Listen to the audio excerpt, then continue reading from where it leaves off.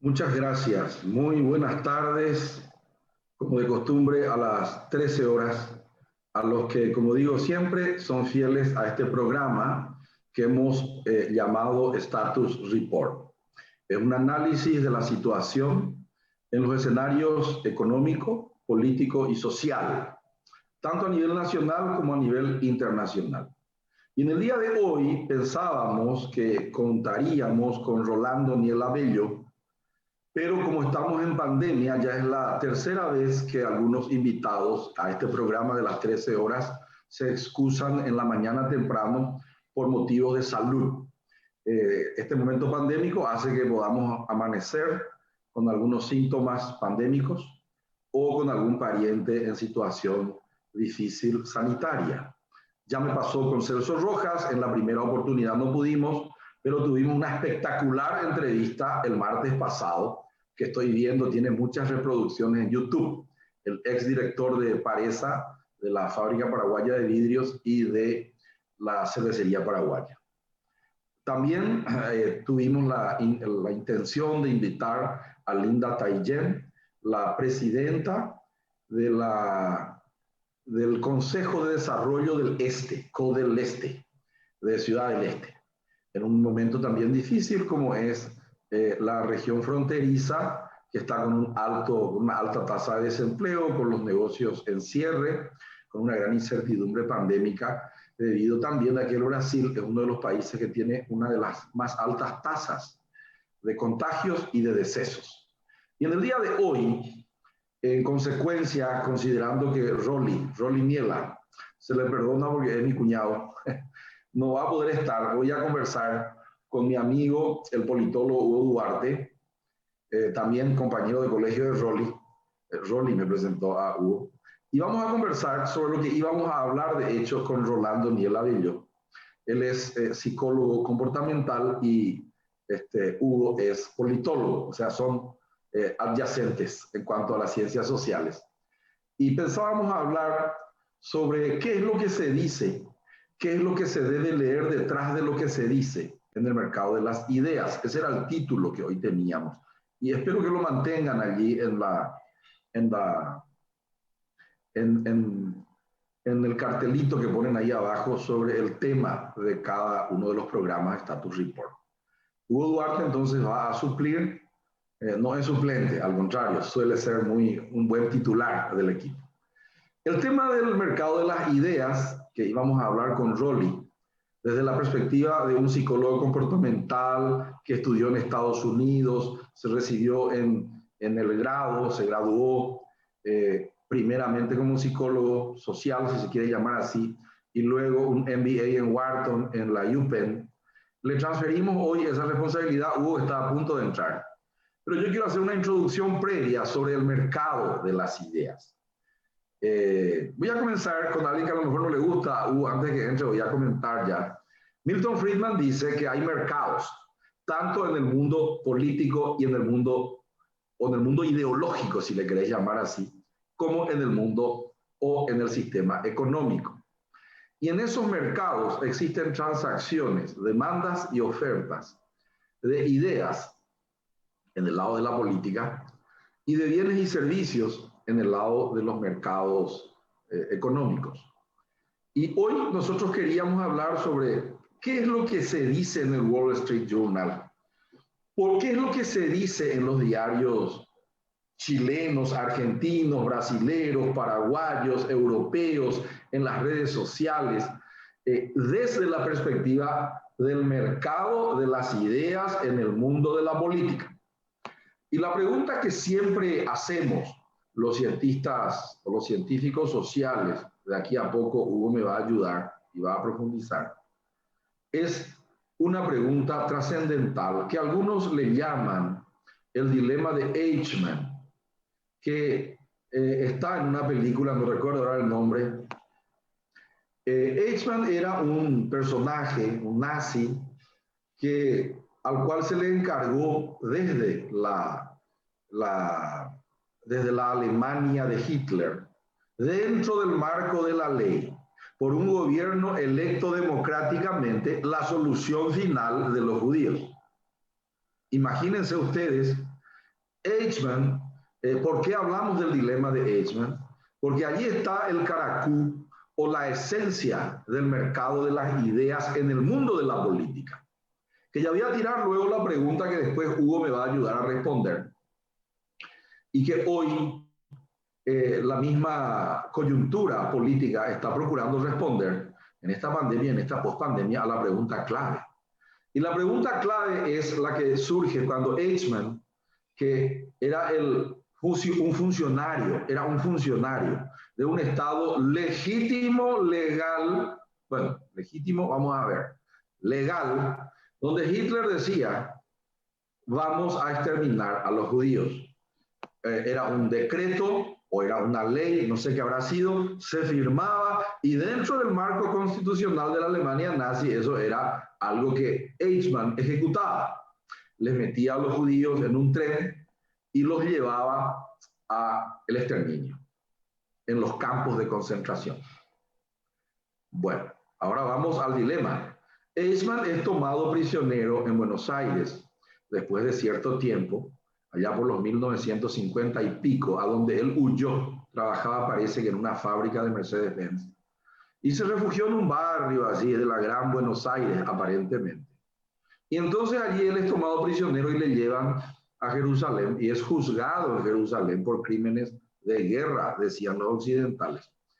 Y cuando los judíos fue ejecutado, la única ejecución posterior, ya saben el final, pero en su defensa él arguye algo que llama la atención en el mercado de las ideas, sobre todo las ideas políticas.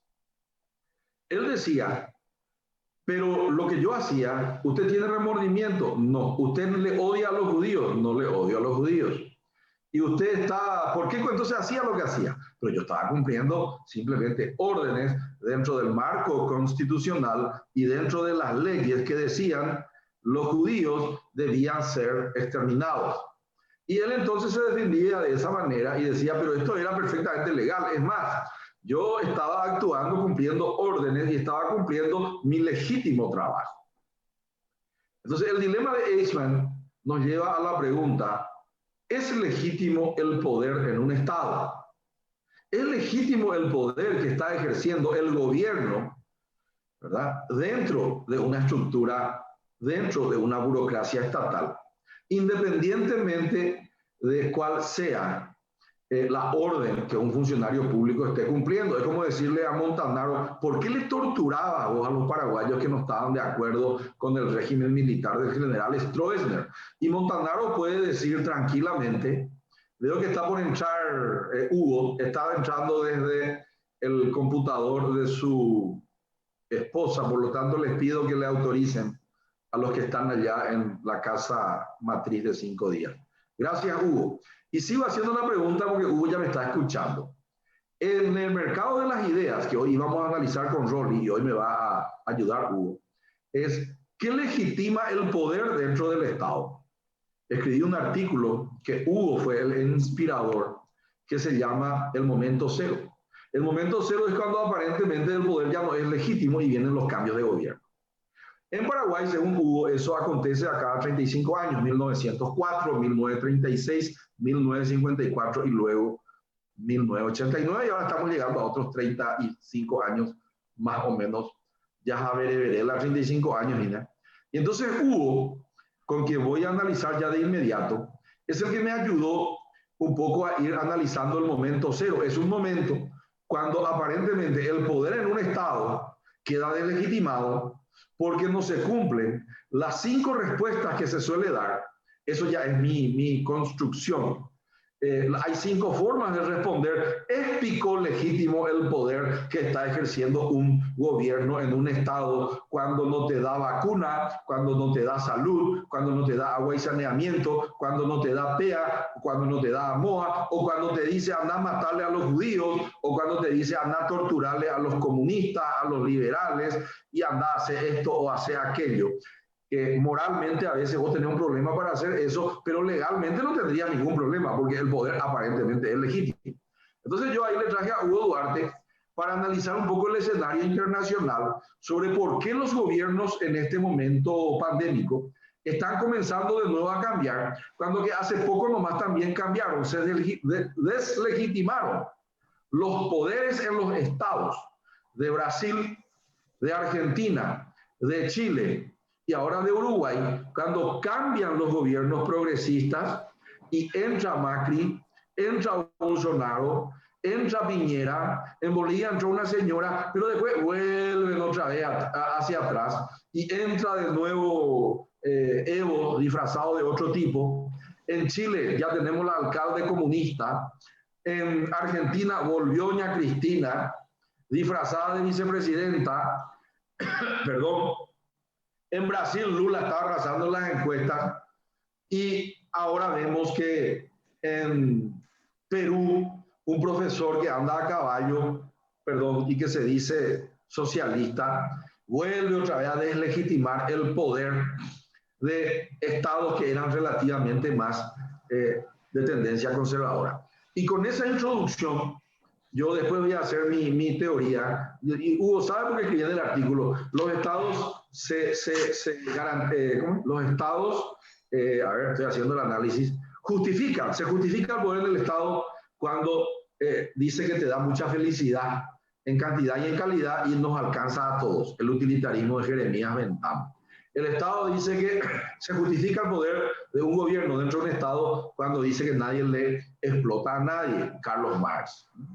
El Estado dice que se justifica cuando hay consenso y yo le cedo mi soberanía a un príncipe, a un presidente, a un intendente o a un gobernador o a un legislador, siempre y cuando yo voluntariamente el contrato social de Locke, Rousseau-Montesquieu. Después viene otro y dice, no, va, Estado, democracia, pero dice, acá la tradición del glorioso partido PEA y AMOA, esa es la, o si no, vamos a ponerle a un país, porque la Iglesia Católica puede definir, o la protestante. Disculpen, hay algunos pastores que dicen Dios pone gobernantes y Dios saca gobernantes, y sacan de la Biblia eso. Entonces yo digo, la tradición justifica el poder, que te den, que te evite el dolor y te dé el placer hedonista, aunque sea un placer de un 100.000 guaraníes cada 5 años. Ya el utilitarismo, o que nadie le explote a nadie, o que haya un consenso, o que haya una democracia donde vota la mayoría, gana, perdón, la mayoría, se vota, una mayoría gana y ahí se justifica el poder de la mayoría. ¿Qué es lo que está pasando, Hugo, en Perú? ¿Qué está pasando? ¿Qué pasó en la Argentina, que entra y sale rápido? ¿Qué está pasando? Que Piñera ahora pierde por basureada y Lula parece que puntea en el Brasil. No, sin hablar todavía de Paraguay. ¿Y qué pasó en Estados Unidos? Que Trump entró y vuelve rápido, con la hizo de la Biden. Entonces, ¿qué es lo que está pasando, Hugo, en el mundo de las ideas? Por favor. Es un tema bastante complejo porque todo está en desarrollo. Ahora, por lo menos podemos tratar de aislar. Víctor, muy buenos días para la audiencia, para vos también. Vamos a tratar de aislar un poco algunos fenómenos que quizá podamos explicar de alguna forma.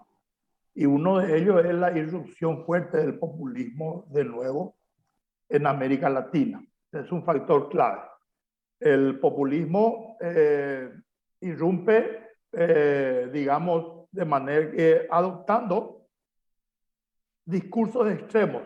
Preferentemente intenta de esa forma simplificar una sociedad que de por sí es muy compleja.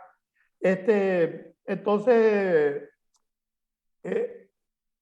trata de llevar a esa sociedad simplificada a encontrar o a indicar quién es el culpable de que él viva así, y contra eso lanza toda su capacidad dialéctica.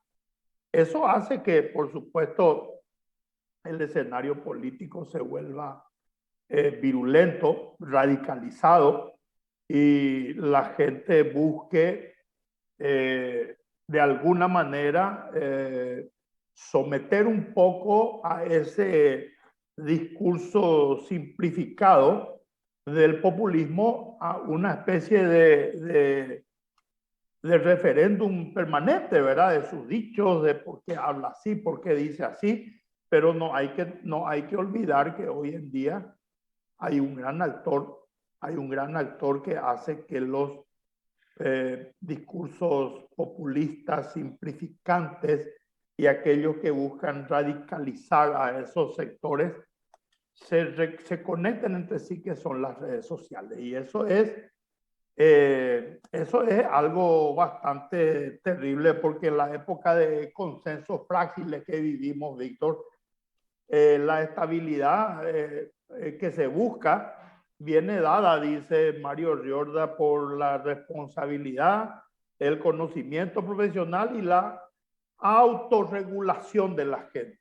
O sea, acá tenemos un problema, porque esa autorregulación de la gente significa que el Estado, los políticos deben volverse un poco menos voraces, ¿verdad? Los funcionarios públicos también deben bajar un poco los decibeles de sus reivindicaciones. Está en juego la estabilidad del consenso, que es lo que le pone en ese lugar a ellos. Y las élites deben también mostrarse un poco más cerca de la gente y no muy lejos de la gente, porque eso también ayuda a simplificar un poco la sociedad y le mete a esa élite entre esos enemigos que el populismo es muy hábil para identificar.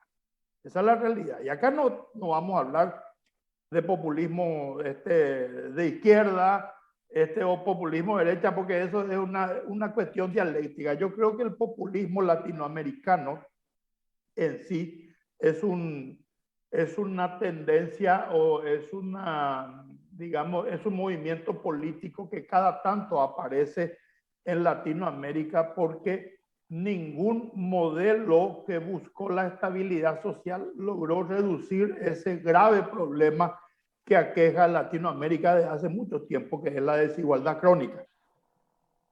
Y cada generación, cada 30 años, aparece una nueva generación que dice, bueno, yo no quiero vivir como viví cuando era niño, ni como vivieron mis padres, quiero otra cosa. Y entonces son presas fáciles esos discursos simplificantes, porque la cuestión es señalar quién es el culpable de que él tenga ese problema. Y nada más. Y hacia ahí tira toda la fuerza dialéctica de lo que imagina debe ser para que ese culpable no le haga daño a alguien. Y eso viene de la izquierda o de la derecha, ¿verdad? Claro. Hugo, ¿cuál es la diferencia? Y te doy la razón. ¿Cuál es la diferencia entre Bolsonaro, que anda también en moto o a caballo, muchas veces a caballo, y actúa de una manera populista, inclusive hasta negó que existiera el COVID, demoró la vacuna? Y este señor que es profesor de escuela, profesor Cue, en Perú, y que anda también a caballo, usa un sombrero de palla, de paja o no sé de qué tipo es, y también se presenta como Mesías. En realidad Jair Bolsonaro se llama luego Jair Mesías Bolsonaro. Nosotros también tuvimos, yo recuerdo al señor Oviedo, andaba a caballo, después en helicóptero, se cayó nomás su helicóptero. Y acordate que Carlos Saúl Menem también hizo su entrada a la provincia de Buenos Aires a caballo, viniendo como Facundo Quiroga desde lugares donde es oriundo, ese héroe riojano, ¿verdad? O sea, y acá tenemos demasiado, estaba, por ejemplo, la caballería republicana, hasta hace poco, Marito inclusive hizo algunas presentaciones de tipo populista, así, a caballo, o sea, Horacio Cartes también, todos están en ese estilo. Sacando el caballo de nuestro modelo, yo te quiero quiero mirar hacia el futuro. Faltan unos 13 minutos de charla aún. Y quiero proponerte y preguntarte, así, hacemos un análisis rápido, ya me dijiste. Brasil creo que gana Lula, Bolivia ya ganó, luego otra vez el equipo del señor, ¿cómo que se llamaba el anterior presidente? Evo. Argentina ya está también, la señora Cristina y el señor Fernández. En Chile van a estar, no es que están cambiando de gobierno, están cambiando toda la constitución con un estilo de nuevas ideas en el mercado, nuevas viejas ideas en el mercado de las ideas.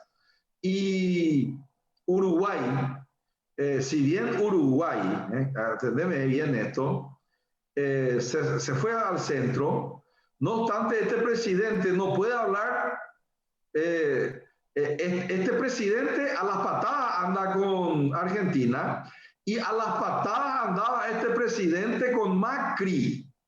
Con Macri no pudo hablar el uruguayo este. ¿Qué quiere decir eso? A lo que quiero ir es que aparentemente,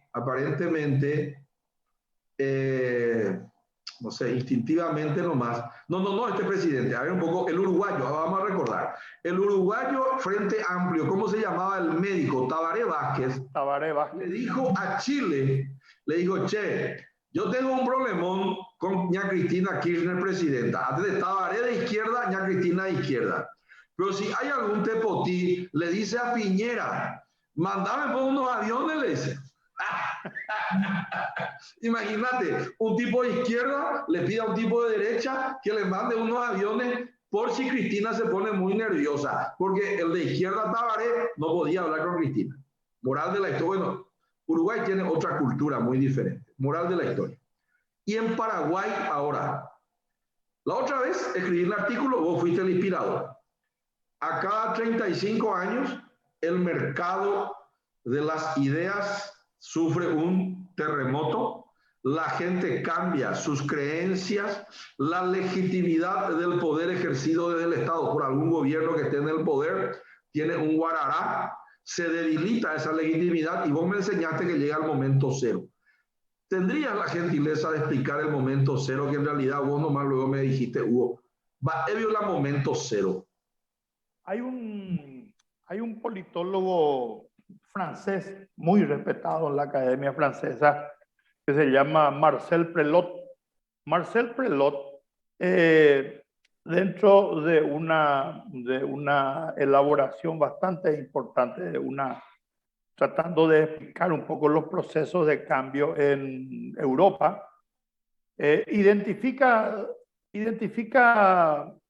viniendo de Arnold Toynbee, que hizo un muy buen estudio de la historia también, identifica factores externos e internos que ayudan a que las fuerzas que anteriormente se componían por una fuerza hegemónica y otra fuerza secundaria vayan acortando la brecha de tal manera que lleguen en un momento dado en que la hegemonía ha sido suprimida y la potencia de ese movimiento que anteriormente era periférico se convierte en un movimiento dispuesto a desafiar la hegemonía. En ese momento él cree que esos momentos se pueden aislar y establece una metodología para ello, para tratar de identificar en qué momento empieza un proceso político de cambio, o por lo menos que apunta a un cambio. Puede el cambio no darse porque no estaba todavía maduro el proceso, o puede darse rápidamente, ¿verdad? Pero él identifica que hay factores internos y externos. Los internos son elementos del propio grupo hegemónico que no están siendo escuchados y no tienen cabida. Entonces buscan romper esas estructuras internas y los debilitan de esa forma, o se van directamente afuera a buscar otra herramienta desde donde trascender políticamente.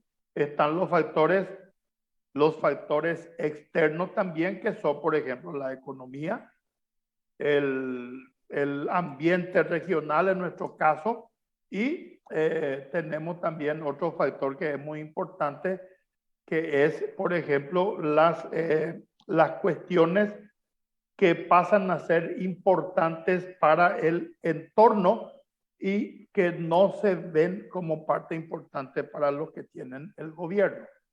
En tiempo de la pandemia, nosotros estamos viendo que el volver otra vez a dotar al Estado de las condiciones que tenía en algún momento o que se idealizaba que debería tener en algún momento para proteger a la sociedad de algún hecho como este, por ejemplo, hay que volver a retomar eso, y eso implica volver a tensionar a todas las fuerzas económicas, porque seguramente va a implicar que el Estado va a pedir algún tipo de colaboración a las fuerzas que lograron cierto tipo de autonomía frente al Estado para producir su propio camino de oportunidades y de riquezas.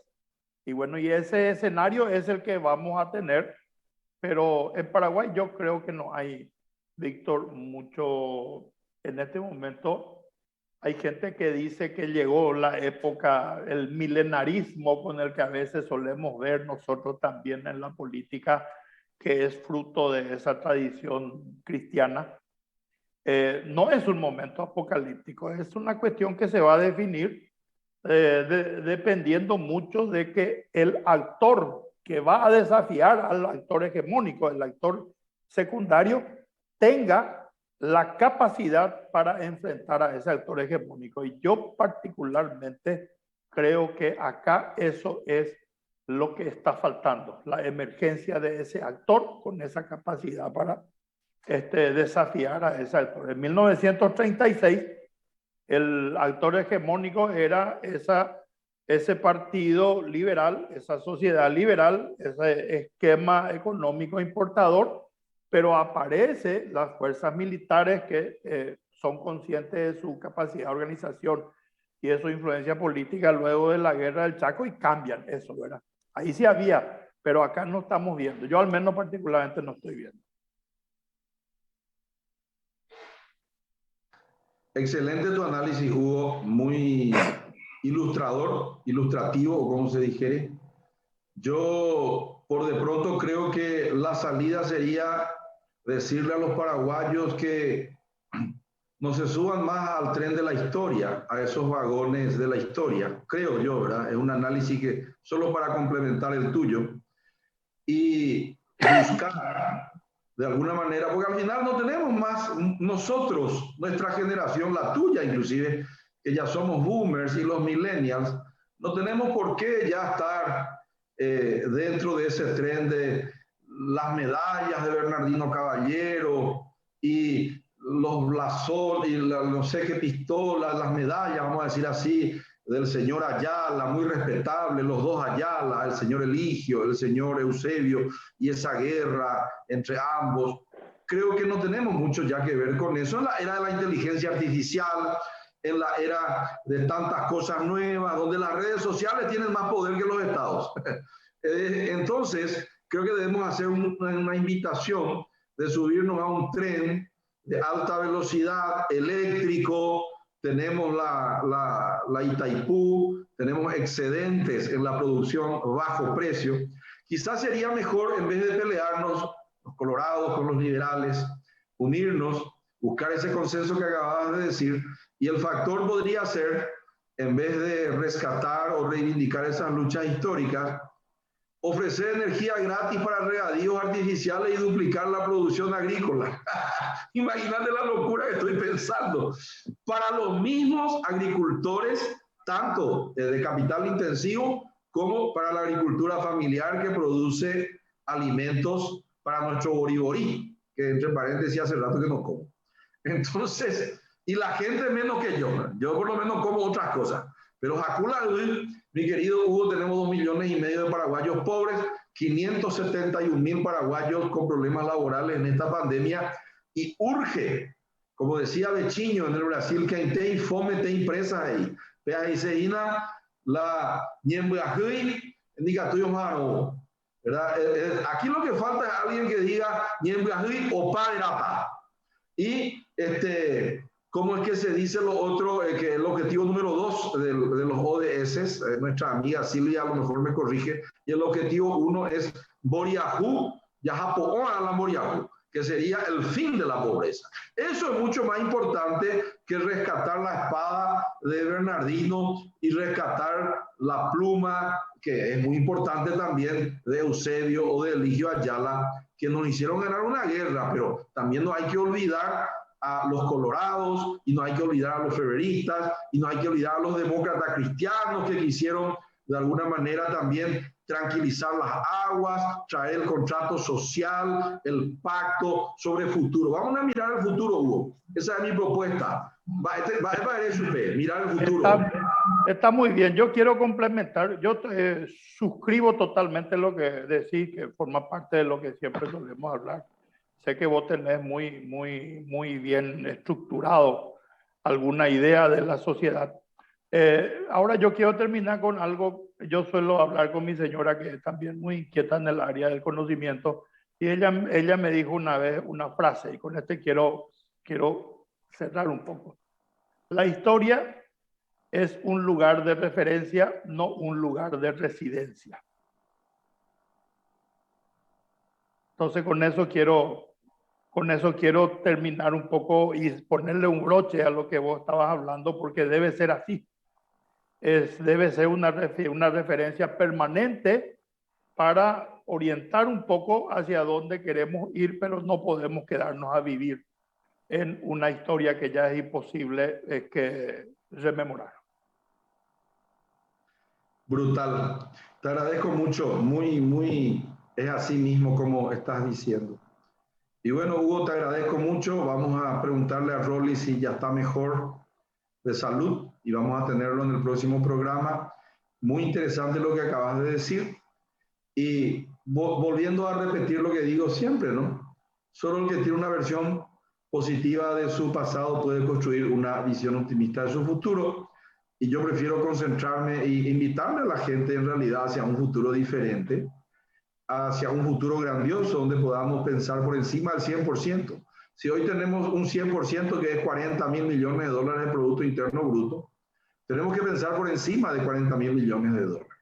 Si hoy le aplaudimos al Ministerio de las Obras Públicas porque invirtió 1.000 o 1.200 millones de dólares en el 2020, tenemos que pensar por encima de 1.200 millones de dólares y tenemos que pensar por encima solamente de las rutas, que son muy importantes. También tenemos un gran déficit en agua, en saneamiento, en escuelas, en hospitales, en redes de energía eléctrica, y también tenemos serias disfunciones o carencias, georreferenciadamente hablando, en materia de capilaridad de las fibras ópticas en este mundo de la inteligencia artificial. Y ni hablar, yo a veces quiero dejar de pensar en asfalto y pienso ya en ferrocarriles. Mi idea es que los paraguayos, que tenemos energía, y que en 1859, 60, 61, hasta el 64, construimos hasta Zapucay, ahí llegó la guerra. Una de las mejores redes ferroviarias, por mes se construía, no era luego por década, por mes. Entre 1860 y el 64, en 4 años, hasta Zapucay llegamos, y ahí vino la guerra. Tendríamos que pensar en subirnos a un tren diferente y en tener un tren, si se puede, eléctrico, de mediana velocidad, Asunción, Encarnación, Ciudad del Este, Asunción, ese triángulo. No puede ser que sigamos, Hugo, en esos micros antiguos y que camiones anden transportando nuestra soja, nuestra carne. Yo creo que tenemos que entrar en la era. Estoy viendo una revolución de ferrocarriles en Europa. Estoy viendo un ferrocarril de 13.000 kilómetros que sale de Rusia, pasa por China y llega a los Estados Unidos. Y nosotros tenemos que pensar así. Yo ya estoy viendo un nuevo tren parando en Paraguarí, un nuevo tren parando en Coronel Bogado, un nuevo tren parando en Encarnación, pegando la vuelta, yendo en paralelo por la ruta 6, cazando por allí toda la soja y trayendo otra vez hacia hacia Asunción, ¿por qué no decirlo? O hacia el puerto de Villeta, o embarcando de Encarnación. Yo no entiendo mucho de logística, pero yo pienso en ese tipo de cosas, Hugo. Más que Brasil está haciendo una revolución ferroviaria, Argentina también, Bolivia está rescatando un tren que sube así y baja así, y nosotros seguimos comprando camiones usados que se venden ahí sobre la calle última para transportar nuestros productos. Alguna vez, Víctor, alguna vez tenemos que hacer una investigación para saber cuáles fueron las razones que prevalecieron para que el establishment político cancele la cuestión del tren en el Paraguay. Vamos a estudiar. Y más adelante tenemos que tener un té. En el corazón, en el alma de cada paraguayo y en la mente, somos muy orgullosos del tren, que tuvimos el primer tren. Parece que no fue el primero, estuve mirando en Buenos Aires. Pero no importa ya, eso fuimos el segundo y el tercero. Y con ese ánimo patriota, ya es chupé. Entonces me despido, esperando una victoria hoy en Montevideo de la poderosa, valiente Albirroja. Y bueno, yo ya estoy esperando nomás el partido. Almorcé con una cerveza hoy, ya esperando el partido. Voy a escribir ahora mis artículos de los viernes y voy a esperar a las 10 y pico, 19 o 18, la victoria furibunda de la albirroja sobre nuestros hermanos uruguayos. Somos los más chiquititos del Mercosur, pero hoy le vamos a ganar en su casa. Un abrazo. Chao, chao, chao. Nos vemos. Chao. Chao. Like this.